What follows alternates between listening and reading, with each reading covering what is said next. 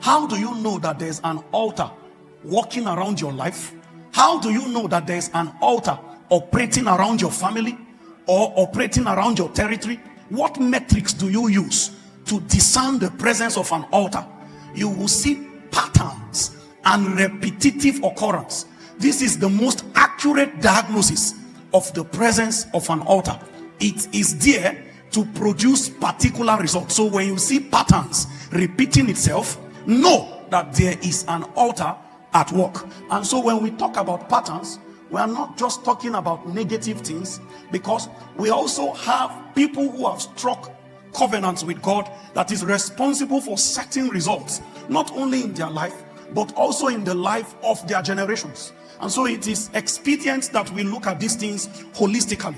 The scripture says, since I was born, now I am old, I have never seen the righteous forsaken. He is the righteous, but there is something about his righteousness that his seed benefited from. He says, nor his seed beg for bread. So it means that the labor of the righteous can rub off on his offspring, that the labor of the righteous can rub off on his seed. And so this is why when we discuss the subject of altars, we are not just zeroing in on negativity or negative patterns. You should be able to know also that there are dividends your generation can enjoy on account of your priesthood with God, and that you can be particular and intentional about enacting and setting covenants in motion that generations after you will become benefactors of.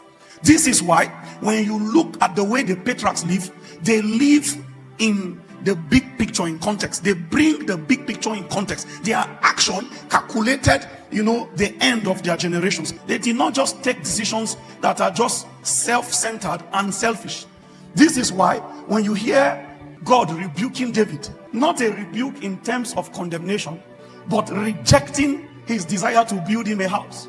David said, okay, I cannot build it, but I will gather the resources for my child. I know I will not be able to build it because my hand is soiled with blood, but I will make sure every resources necessary to build it will be available for the next generation. So they did not just live their life disconnected from the progress of the other generation. They took decisions with generations in mind. This is why you continue to see advantages upon advantages being passed from one generation to another. But the way of the unrighteous is not like that. The unrighteous opens up gateways of attack. He leaves warfares for his seed. His life is even better than the people he gave birth to, because every compromise he entertains opens up a door, so much that the battles his children will fight are more than the things he escaped from. When you know these things, temptation will have a different view in your eyes. When you know these things, tests and trials will have a different view in your eyes. You will know that you are not standing there as a human being alone. You are carrying your generation with you. You are representing 1,000 men standing there in front of the bed of corruption.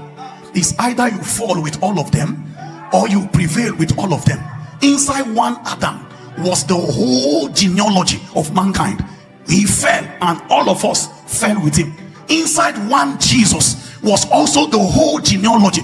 I'm asking you a question. What role would you play for the success of your bloodline? What role would you play for the restoration of your bloodline? Would you be that one person that showed up in the different account of compromise from generation to generation, like David, a man of war? Imagine. Be the one that will finally fight the battles that your ancestors could not win. Would you be the one that will put a full stop to certain occurrences, certain patterns, certain ungodly narrative that has continued to flow from one generation to another? If God is going to stop it, he will stop it with one man.